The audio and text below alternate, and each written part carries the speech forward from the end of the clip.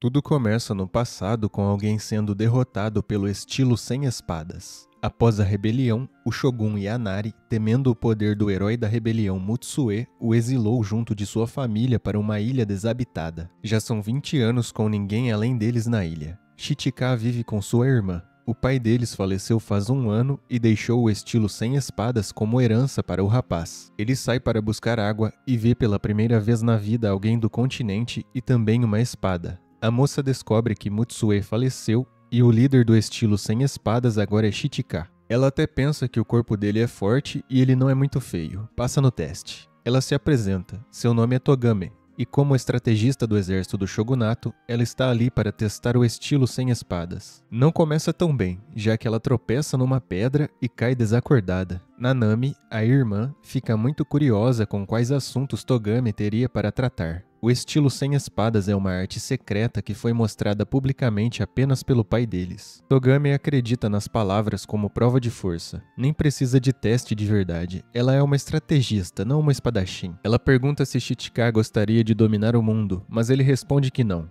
Por essa ela não esperava. Os irmãos vivem isolados ali por todo o tempo e não sabem praticamente nada das coisas que ela tenta explicar. Ela fala sobre um artesão chamado Shikizaki, que criou 1000 espadas com imenso poder. Alguns tentaram reunir todas, mas nunca conseguiram. Das 1000 espadas, existem 12 que acreditam ser bastante únicas. Fica parecendo até que as outras 988 foram um teste para criar essas 12. Togame foi para a ilha com ordens de recrutar o líder do estilo sem espadas para recuperar as 12. Dizem que um único espadachim derrota exércitos se tiver uma delas, e o atual governo teme que elas caiam em mãos que queiram se revoltar contra ele. Ela conta que os ninjas que foram encarregados de recuperar as espadas traíram eles, por isso ela não pode usar mercenários, e veio pedir ajuda dele. Ninjas e espadachins que conseguiram as espadas apenas desapareceram. Um espadachim que não trabalha com espadas nem por dinheiro é perfeito para o trabalho, por isso veio pedir ajuda a Chichika. Ele não vê razão para sair da ilha, e ela tem uma resposta na ponta da língua, mas é meio inusitada, por assim dizer. Ela diz que se você não trabalha por honra, nem por dinheiro, sobra trabalhar por amor. O rapaz só precisa se apaixonar por ela. Logo depois dela dizer esse pequeno absurdo, a casa é atacada, e Chichika resolve seguir o inimigo que destruiu a casa que seu pai construiu. O inimigo é um ninja que possui uma das espadas de Shikizaki. Ele estava disfarçado de barqueiro. O nome do ninja é Komori. Ele veio atrás da Togame, quer as informações que ela possui. Ele até ignoraria Chichika, mas agora ele sabe de muita coisa e vai ter que ser eliminado. É a primeira batalha do rapaz. O modo de não se preocupar com carregar uma das espadas lendárias por aí foi escondê-la dentro do próprio corpo. A espada Kana é mais incrível do que Chichika esperava. Ele usa até mesmo um golpe que serve para quebrar espadas e nada acontece com ela. Kana é diferente, foi pensada para não dobrar ou quebrar, é uma espada reta, diferente das outras espadas japonesas. Komori até conta que Shikizaki mexia com ocultismo e alquimia. Komori pensa que é invencível, já que um estilo que serve para quebrar espadas não conseguiu quebrar a dele, mas Chichika diz que tem outro golpe e com certeza irá quebrá-la. Togame aparece, dizendo que ele não pode quebrar a espada. O governo quer que ela recupere todas, e elas têm um valor que não dá nem para imaginar. Ele diz que vai acabar com a luta agora e pergunta se ela tem algum pedido. Já que é assim, o pedido é que ele acabe com a luta com um golpe bem chamativo. Já que ela tem que escrever relatórios sobre seu trabalho, algo assim chamaria a atenção do leitor. Dá até para escrever um livro depois. Komori esconde a espada e diz que vai usar seu estilo ninja, já que ele não é um espadachim. Ele pula e solta várias lâminas de sua boca, causando uma distração para que ele possa levar Togame sem ser visto. Ele diz para Togame que aquele pedido dela sobre se apaixonar foi tão ridículo que ele até destruiu a casa sem querer. Agora ele vai acabar com o rapaz e depois volta para tirar informações dela. Ele é especialista em se disfarçar, podendo até mesmo tomar a aparência dos outros, e vai se aproveitar disso agora. Antes de sair, ele diz que não há ninguém no mundo que queira ficar ao lado dela.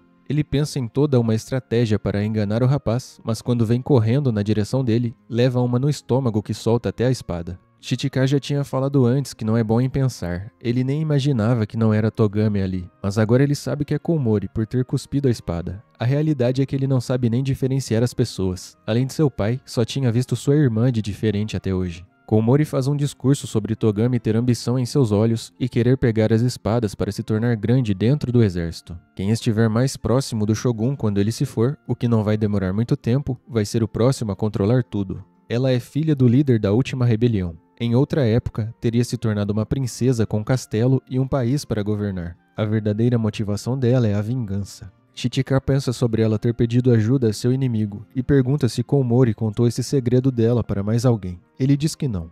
Muito bem então, é só derrotá-lo e mais ninguém nunca saberá do segredo. Koumori descobre amargamente o porquê do estilo sem espada. Aqueles do clã de Chichika não são espadachins que não querem usar espadas, mas sim que não podem usar espadas. Como ele tinha se transformado em Chichika, a espada escorrega da mão dele no meio do golpe, e ele leva diretamente a mais nova técnica que atinge 7 golpes e despedaça o oponente num piscar de olhos. É uma derrota vergonhosa. Togami estava tentando se livrar da corda, mas acabou se atrapalhando muito. Chichika chega e diz que deve ser esse o tal olho que Koumori falou. Pelo menos, na visão dele, tem um brilho naqueles olhos. O mais improvável acontece. Apesar de saber que ele não tem obrigação com ninguém, ele diz que decidiu ajudar ela, se apaixonou por ela. Nanami aprovou a jornada. Ela disse que seu irmão já treina e estuda naquela ilha há 20 anos. Seria um desperdício se ele não usasse nada disso. Ela vê preocupação e gentileza em Togami e fica aliviada por isso. Togami tem 4 coisas que quer que Chichika siga: não quebrar as espadas, proteger ela, proteger a si mesmo, pelo menos até que recuperem as espadas, não é que ela esteja se importando com ele. E por fim, proteger a si mesmo. Agora ela está sim se importando com ele. Ele diz que entende tudo e que a ama, e ela responde que ele pode amá-la o quanto quiser. Um homem desconhecido e uma mulher que fechou seu coração. É assim que começa a jornada de recuperar as 12 espadas lendárias. A primeira parada é para comprar roupas. Chichika cria um estilo próprio e Togami compra um monte para ela. Alguns ladrões tentam a sorte, mas eles têm apenas suas espadas quebradas porque ela impediu ele de massacrar os dois. Ele até pensa que os costumes do povo do continente são diferentes, não pode nem acabar com os oponentes. Com um mês de jornada, decidiram ir para uma cidade onde deve estar uma das espadas. Vão chegar lá no dia seguinte. O que ele treina antes é como reconhecer ela no meio das pessoas. O rapaz parece mesmo um animal, tenta decorar o cheiro e as cores dela. A próxima espada é conhecida pela lenda de poder cortar qualquer coisa, e quem está com ela é um espadachim. Temos uma pequena vista do oponente. Um ninja do mesmo clã de Koumori, os Maniwa, aparece tentando tomar a espada dele, mas termina rapidinho igual na mágica de separar alguém em 2. O nome do oponente é Ginkaku, e ele é o mestre de um castelo no meio do deserto que acabou com todos os batedores que foram enviados até lá. Togami, preocupada com sua escrita, diz que Chichika tem que criar uma frase de efeito, para ficar mais impactante o relatório que ela produz. Ela acha ele nada interessante, tem que ter uma personalidade chamativa, tipo um ninja que fala tudo ao contrário, mas que ela nem faz ideia que já foi derrotado. Como frase de efeito, ele lembra que sempre diz: "Que chatice", mas ela responde que isso não dá. Vai ficar parecendo que ele faz tudo contra sua vontade, e ela não quer que os outros pensem que ela força ele a fazer as coisas. Segundo ela, para a sorte dele, ela escreveu muitas frases de efeito, mas acaba que ele não gosta de nenhuma. Ele se cansa de tanto ouvir falar sobre isso, e quando ela diz que poderia ser algo do tipo "mas, nesse momento, você vai estar em pedaços", ele apenas concorda para não ter que ouvir mais, diz que essa é boa. Ela conta a frase de efeito dela, é uma palavra que dizem em uma região, a palavra é Cheryo. Ela fala quando usa um golpe, parecido com quando treinam alguma arte marcial, mas a coitada confunde. A narradora explica que a palavra da região usada para elevar o espírito é Chesto. Cheryo é uma palavra estrangeira que significa adeus. Ela já está bem cansada e pensando quanto tempo falta para chegar no castelo. Ela só não esperava tropeçar no ninja derrotado e perceber que o castelo estava logo ali, protegido por um tipo de miragem para não ser detectado até que chegassem bem perto. Ela percebe que o exército de Maniwa deve estar se movendo para ir atrás das espadas também. Por isso eles devem agir o quanto antes. Melhor ainda, poder escrever que tomaram a espada daquele que derrotou um dos líderes do exército vai ser excelente. Eles entram no castelo e ele diz que é perigoso ela ir na frente, e ela começa a explicar que não vieram roubar, vieram negociar. O problema é que alguém exposto ao veneno das espadas de Shikizaki quase com certeza fica insano, então é difícil conseguir uma negociação. Ele abre uma porta e lá está Ginkaku. Ela confirma que é ele mesmo, que a espada está com ele e tenta negociar. Diz até que poderia ajudá-la a conseguir qualquer coisa que quisesse, mesmo ele sendo um Ronin. Ele pede que ela se aproxime. É rude conversar do outro lado da porta. Ela concorda, mas Chichika percebe na hora que ele tinha más intenções e puxa ela para fora. Os dois estão surpresos. Um porque é a primeira vez que evitam seu corte e o outro porque a técnica é mais rápida do que imaginava. Ginkaku diz que seus antepassados abandonaram o shogunato e nunca entregaram a espada. Ele também não vai entregar. Ele diz que seu golpe na velocidade máxima é mais rápido do que a luz, e Chichika pede que ele espere um pouco então. Tem que testar uma coisa antes. Ginkaku aceita fácil, só pergunta o nome dele antes de ir. Lá fora, ele diz que só queria testar se Ginkaku deixaria eles partirem ou iria segui-los. A sala parece ser o território absoluto dele, perfeito para seu golpe. Se não entrarem lá, não serão atacados. O plano dele era que ela entrasse na sala e fosse partida em dois. Assim que Ginkaku saísse para tirar ela de lá, ele o pegaria. É claro que esse plano não é bom, então ele tem outro. Ela deve ficar atrás dele enquanto estiverem lá, porque pessoas com algo para proteger são fortes. Ginkaku pensa no quão ridículo é um estilo sem espadas e em como ele deve proteger aquele castelo, mesmo que todos tenham abandonado a terra. Um espadachim precisa de algo para proteger. Chichika volta dizendo ter algo para usar contra a técnica de Ginkaku. Ele toma postura igual de um corredor e se prepara. Ginkaku calcula uma distância de 3 passos e golpeia no terceiro, mas não dá certo. Ele é quem é atingido. Chichika se assustou na hora e não foi com tudo, e agora Ginkaku está bem esperto nos movimentos do rapaz. Ele admira a técnica de Chichika, mas diz que não vai funcionar de novo. 5 ataques muito rápidos, e essa nem é a técnica secreta de Ginkaku. Ele também se corta no processo. A técnica de seus antepassados faz a velocidade do saque da espada ficar ainda maior se ela estiver banhada com sangue. O atrito entre lâmina e bainha desaparece e vem a velocidade da luz. Togame tem uma ideia. Já que Ginkaku não sai dali, é só fazerem uma retirada estratégica e esperar ele cair de tanto vazar pelo machucado. Chichika diz é claro que não.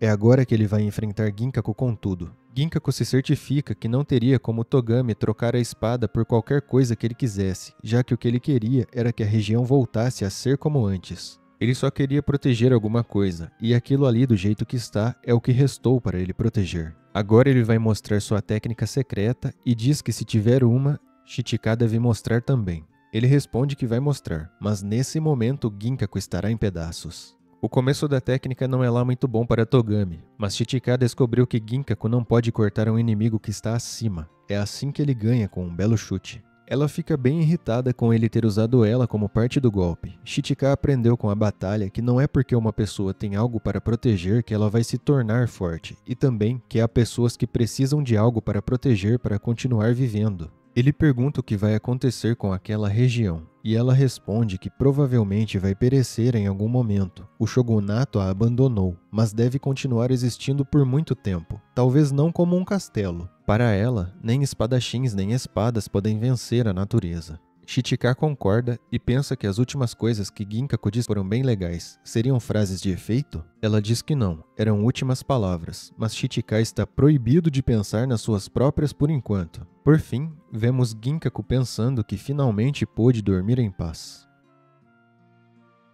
A próxima parada é num santuário. Para chegar nele, uma escada de 1000 degraus, que Togame diz que pode subir sozinha, mas um tempo depois já pede ajuda, dizendo que é tão fraca que um vento forte levaria ela embora. A líder do templo é Meisai, que na realidade era uma bandida, mas deixou essa vida 7 anos atrás. O nome Meisai nem era dela, era do sacerdote antigo. Ali é um santuário militarizado. Meisai diz que se são ordens do shogunato devem ser urgentes. As sacerdotisas dali acabaram com os pais, as famílias e até os próprios clãs. Togame pede para conversar a sós e Meisai serve uma bebida antes, e diz que agora que beberam juntas são amigas. Ela já desconfia que a visita seja por causa da espada. A espada em posse de Meisai é conhecida por ter sua força em números. Existe a original que está com ela e outras 999 cópias que estão com as sacerdotisas. Por ser do shogunato, Togame conhece bem a situação da região e diz que poderia ajudar a resolver em troca da espada. Meisai pergunta quem é aquele lá fora e Togame explica quem ele é. Meisai fica empolgada com o estilo sem espadas e diz que entrega a espada dela se aceitarem algumas condições. Togame conta o acordo. Ela vai ter que encontrar a espada original entre as 1000 que estão no santuário sem a ajuda dele. Depois, ele tem que enfrentar Meisai. Se vencerem, levam a espada. Se perderem, Meisai fica com as 2 que eles têm.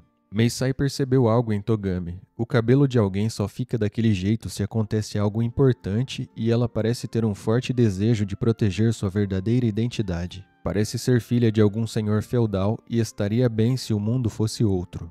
No outro dia, antes de sair, Togame diz duas coisas para Chichika. A primeira é que quando ela perguntar se algo fica bem nela, ele sempre responde que sim. A segunda é que ela vai descer para checar as sacerdotisas e acenderá uma tocha para ele buscá-la quando terminar. Não deve sair por aí antes disso. Enquanto faz sua investigação, Togame é atacada de repente por uma das sacerdotisas. Quem interfere e a protege é Meisai, que fica cercando a sacerdotisa até que ela pare de atacar por conta própria e desabe chorando. Enquanto Togame agradece Meisai pela ajuda, chega uma nova pessoa por ali. É um dos Maniwa, e ele não tem piedade nenhuma, nem com aqueles que levaram ele até o local.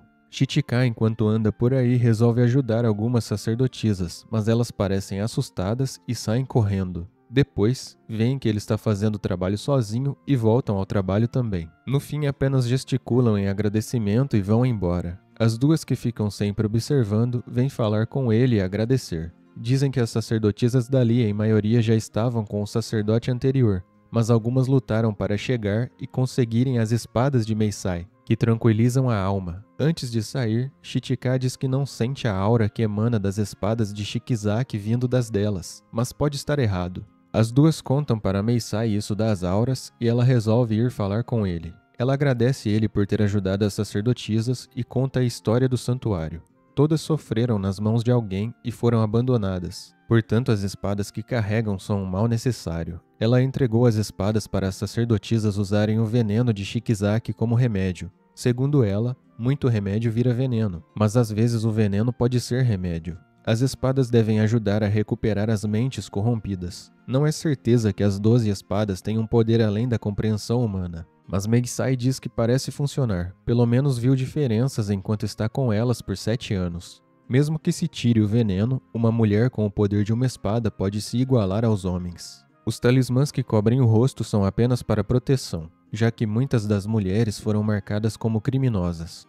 O nome da espada é Tsurugi, e para aquelas mulheres, carregar a Tsurugi permite ter foco. A espada é a alma e coração delas, por isso Meisai não pode entregar Tsurugi. Quer salvar mais 2 mulheres inclusive, conseguindo as 2 espadas que os viajantes possuem. Chichika diz que assim está bom. Os dois devem lutar até seus limites. Será uma bela batalha. Meisai diz que a tática da simpatia falhou e pede que ele beba um pouco. O coitado nunca bebeu. Ela pergunta se ele pode pegar as espadas mesmo sabendo o que vai acontecer com as mulheres. Ele responde que se é o que Togame quer, não há nada que ele possa fazer. Ele é a espada que se move por ela. Ele não nega que acha uma chatice, e ela pergunta quantas pessoas ele já deu fim. Ele responde que 2, e ela diz que para ela são pelo menos 43, o número de companheiros que deixou para trás quando largou os bandidos. Nunca vai esquecer deles. Ela diz que para tirar a vida de alguém é necessário determinação, e ele parece não ter isso. Ele responde que provavelmente não tem mesmo, mas luta pela Togame, se apaixonou por ela. Ela diz que a tática da confusão também falhou. Ele se lembra que não foram 2 pessoas, foram 3. Teve o próprio pai também. Depois disso, os dois percebem um ninja infiltrado. O nome dele é Koizame. Chichika se prepara para lutar, mas Meisai diz que proteger o santuário é dever da líder. O ninja avança e Chichika começa a correr, mas logo Meisai passa por ele. Enquanto o ninja fala sem parar, Meisai apenas passa por ele e ele é derrotado. Não dá nem para ver o que ela fez. Chichika vai buscar Togame e conta sobre os Maniwa. Ele queria andar ao lado dela a partir de amanhã para proteção, mas ela diz que já achou a espada. Baseada nas marcas da bainha, parece ser a mais antiga. Meisai agradece dizendo que se ela acha que aquela é a original, deve ser mesmo. No dia seguinte a batalha vai acontecer e consideram desistir uma opção. É estranho porque Meisai joga a espada e sai correndo. Ele persegue ela até um ponto que ela tira outra espada e tenta um ataque. Ele desvia e começa outra perseguição. Ele percebe que a caçada à espada original foi apenas uma distração para ela preparar tudo. Ali está a verdadeira força do estilo dela de usar várias espadas, e a Tsurugi é perfeita para isso. Ela conta que perdeu o pai na rebelião de 20 anos atrás, e como a única sobrevivente, herdou seu estilo, que deveria ser muito bom em defesa. Na rebelião, o estilo pareceu não valer de nada, e antes de perceber, ela estava usando o estilo para acabar com os outros. e tinha se juntado a um grupo de bandidos em que o chefe era o possuidor da Tsurugi. O estilo herdado é de autodefesa sem armas, com a ideia de que espadas são dispensáveis. A Tsurugi segue o mesmo princípio, por isso ela acredita que foi o destino. Ela se tornou líder dos bandidos e nem sabia mais por que lutava. Só foi pensar nisso quando conheceu o sacerdote anterior, o Meisai original. Ela conhecia o santuário para garotas fracas, mas por que nunca a salvaram? As últimas palavras do homem foram pedindo perdão por não ter salvado ela e que ela perdoasse as garotas que não fizeram nada de errado. Foi um grande impacto ouvir últimas palavras assim de um homem, e depois disso ela pensou muito no porquê lutava e porquê vivia, e acabou com todos seus antigos companheiros e se tornou Meisai, lutando pelas garotas desde então. Ela não pode perder por tudo isso, e Chichika deve desistir. Ele pensa rápido e diz que certa vez colocou uma armadilha perto de casa, e sua irmã se feriu por conta disso. Daí aprendeu que não se fazem armadilhas perto de casa. Ele sai correndo e confirma sua teoria. Não há nenhuma armadilha por ali, já que Meisai, além dele, precisava cuidar da Togame também. Meisai começa a dizer que caso ela perca, eles devem conseguir com o shogunato que cuidem bem do santuário e das garotas. Ela sempre achou que as espadas eram a cura, mas agora vê que por não poderem se separar delas, está mais para um veneno. Ela só precisava que aparecesse alguém para esmagar suas ideias, mas não está admitindo a derrota. Ela tira uma espada da terra e Chichika sente que aquela é a original. Ela diz que vai mostrar a verdadeira técnica e ele diz que sim, mas nesse momento ela vai estar em pedaços. Cada um usa seu golpe, e no final começa a chover. Togame chega e vê que ele venceu, mas não parece tão feliz de início. Agora o santuário não tem mais espadas e Togame vai se certificar de que o shogunato deu uma garantia para o local. Indo embora, ele diz que vai sentir falta das escadas. Não das escadas em si, mas é que ele acha que não vai ter mais chance de carregar ela daquele jeito por aí.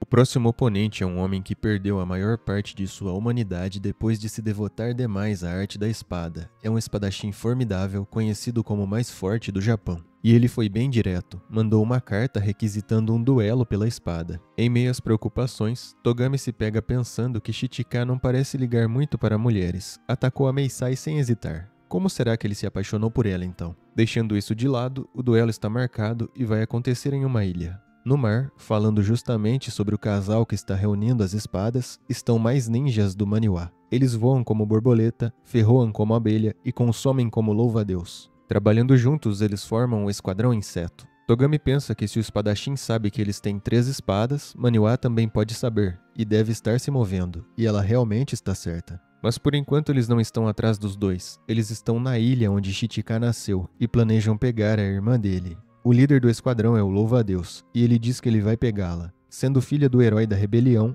ela deve saber alguma coisa também. As técnicas dele seriam mais eficazes. Ele deixa seu cristal rubro como forma de avisar os outros se algo acontecer. Assim eles finalizam o trabalho. A pobre Nanami pensa em como se sente sozinha. Para piorar, ela é atacada do nada. Num piscar de olhos, o louva-a-Deus está amarrado, e Nanami diz para ele que não adianta tentar se autocancelar. Ela tirou o veneno da boca dele enquanto ele dormia. Agora ela vai ter que dar um jeitinho nele. O borboleta pensa em ter algo errado, mas o abelha convence ele que não. Nanami é até boazinha, diz que vai deixar o louva-a-Deus dormir do lado de seu amigo Koumori que foi derrotado antes. Ela consegue tirar dele que a busca de seu irmão e da estrategista está indo bem e já conseguiram 3 espadas no total. Ela quer saber quantos de Maniwa estão na ilha e ele diz que veio sozinho. Ela diz que seria melhor ele falar a verdade. Parecia ter grandes planos para ter vindo sozinho. Começa até a contar uma história de que quando Chichika era pequeno, ele roía muito as unhas. Então um dia ela tirou as unhas dele e ele nunca mais fez. E se fizessem o contrário agora? E se o louva-a-Deus roesse as unhas? Ele finge que vai falar para tentar atacá-la, mas ela é muito rápida, não se fere e contra-ataca. Uma memória vem, do pai dela, dizendo que o irmão dela vai ser o herdeiro do estilo. Mas não é porque ela é mulher ou por ter um corpo fraco. É porque o pai dela não teria capacidade de treinar alguém com poderes excepcionais como os dela. Ela diz que os olhos do louva-a-Deus lembram os do pai dela naquela época, e ele se vai, com seu cristal rubro partindo.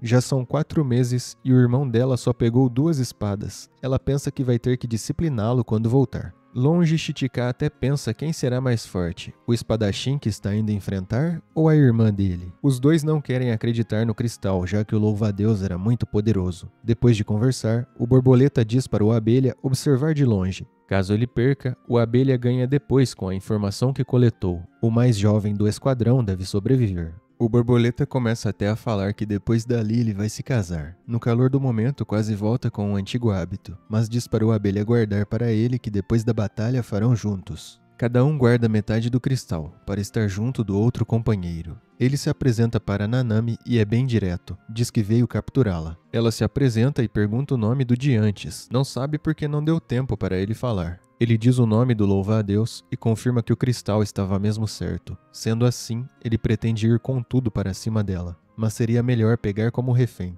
Então ela pode se render caso quiser. Ele toma uma pose de batalha e diz para ela fazer a dela. Ela diz que nunca fez, é amadora no estilo sem espadas. Tem mais uma coisa. Para ela, poses são inúteis. Só de ver a dele já sabe os segredos e o que ele pretende fazer.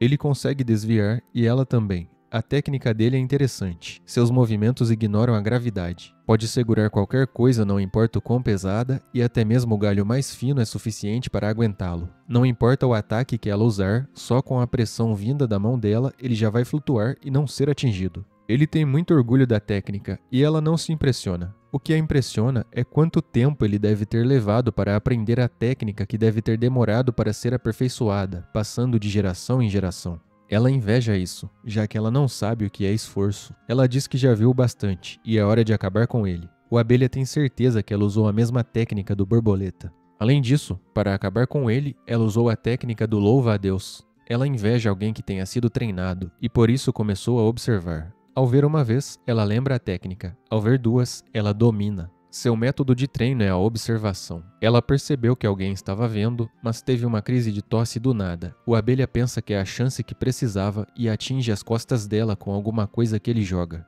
Ele se apresenta dizendo que é o último e que acertou ela com um veneno que só faz dormir. Apesar de querer acabar com ela, precisam mesmo é das espadas, por isso vai usar ela de isca para pegar o irmão. Ele mostra a técnica para ela uma segunda vez, e quando ela vai tentar atacar, ele lança o veneno, que já deveria ter paralisado ela há um tempo. Ele entende que é mais fraco que ela, por isso deve aproveitar a chance para não deixar que ela ataque mais, mesmo depois de acordar. Algo inesperado para ele acontece. Ela tirou os ferrões de si mesma e usou contra ele. Venenos não letais não fazem nem cócegas nela. Desde criança, o corpo dela escolhe viver. Não importa o que aconteça, não importa a dor. O Abelha pensa que pode suportar o próprio veneno, mas ela revela que usou o veneno do louva-a-Deus junto. Ela pergunta como ele quer partir. Pelo veneno ou pela espada. Ele escolhe a espada para conseguir encarar seus companheiros do outro lado e pede que ela coloque-o para dormir ao lado deles. Ela diz que tudo bem. Os dois viajantes estão comendo e conversando sobre o quão incrível foi a batalha contra Hakurei,